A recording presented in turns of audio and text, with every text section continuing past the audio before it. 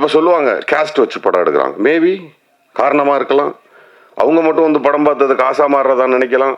Maybe அவங்களுக்கு மட்டுமான ப்ரீச்சிங்காக இருக்கலாம். Maybe அவங்களுக்கான முன்னேற்றமாக இருக்கலாம். மேபி அவங்க ரொம்ப நாள் அடிபட்டதற்கான மருந்தாக இருக்கலாம். Anything happened. பட் அந்த படத்துக்கு கூட்டம் கூடுதில்லை, காசாக மாறுதில்லை.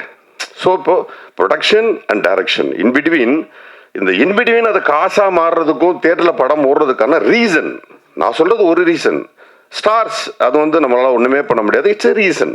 ஸ்டார்ஸ் வந்து கம்ப்ளீட்லி ரீசன். அவங்க வர்றது ஈவன் இப்போ விமல் சார் வச்சு நான் படம் பண்ணும்போது ஒரு முதல் நாள், இரண்டாவது நாள், மூணாவது நாள் வந்து தியேட்டரில் முக்கால்வாசி ஆடியன்ஸ் உட்கார்ந்தது அது போஸ் வெங்கட்டுக்கு வரல, அந்த இசையமைப்பாளருக்கு வரல, ப்ரொடக்ஷன் எடிட்டர் யாருக்குமே வரல, விமல் சாருக்கு தான் வந்தாங்க.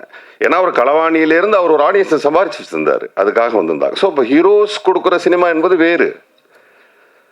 ஸோ சினிமா எடுக்க வர்றவங்க ஈவன் இப்போ இந்த படத்தில் ஏன்னா இதையும் சேர்த்து சொல்லிடணும். கூடுதலாக இப்போ நான் சொல்லிக்கிட்டு இருந்த காரணங்களில் இந்த படத்தில் ஒன்று இருக்குது. பேய் படம், இந்த மாதிரியான த்ரில்லர்ஸ் அண்ட் கொஞ்சம் செக்ஸ் கலந்த படங்கள், சாமி படம், இது யார் நடித்தாலும் ஓடிடணும் ஒரு கிராமர் இருக்குது. ஸோ நீங்கள் இந்த கிராமரில் தப்பிச்சுக்கலாம். உங்களுக்கு ஒரு பேசிக் பிஸ்னஸ் வந்துடும். நீங்கள் அதில் ஹீரோ யார், வில்லன் யாருன்ற கூட பெருசாக பார்க்க மாட்டாங்க.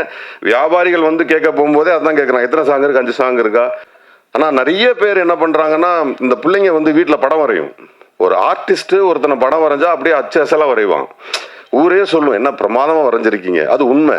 ஆனால் வீட்டில் ஒரு குழந்தை தப்பாக இருக்கும். அப்போ அம்மா சொல்லணும், என்ன பிரமாதமாக வரைஞ்சிருக்கேன்னு. அந்த மாதிரி நமக்கு நாமே படம் எடுத்து நல்லா இருக்கு நம்ம சொல்லிக்கிறோமே தவிர ஊர் சொல்லணும் அது நல்லா இருக்குன்னு.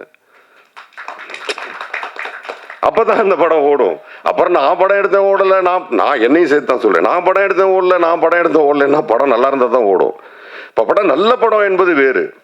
அது பல விருதுகளை எடுக்கும். 2 படமும் நிறைய விருதுகளை எடுத்துச்சு. அந்த மாதிரி நிறைய விருதுகளை எடுத்தது, அது திருப்தி தரும். அதுதான் தரும்னு எங்களுக்கு தெரியும். பட் பணமாக மாறக்கூடிய திரைப்படங்களுக்கு யார் மேலே பிளேமிங் நீங்கள் வச்சீங்கனாலும் தப்பு.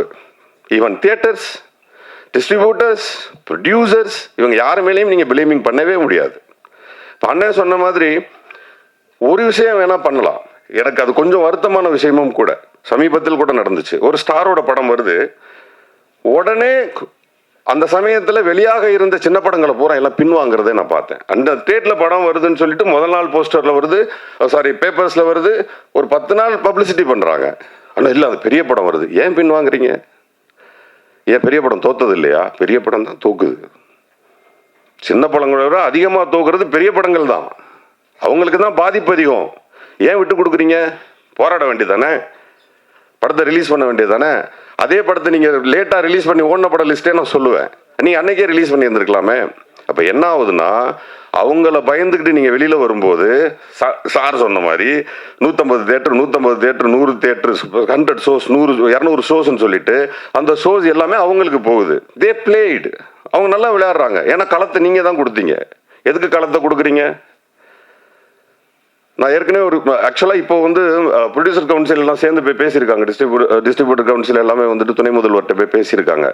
டிக்கெட் நிர்ணயம்லாம் நீங்களே பார்த்துக்கோங்க, கவர்மெண்ட்டே இதை போய் பண்ணலான்ட்டு. இதை நான் கிட்டத்தட்ட 2 மாதங்களுக்கு முன்பு நான் பேசியிருக்கேன். நான் என்ன கேட்குறேன், முழு அதிகாரமும் யாருக்கிட்ட இருக்கு?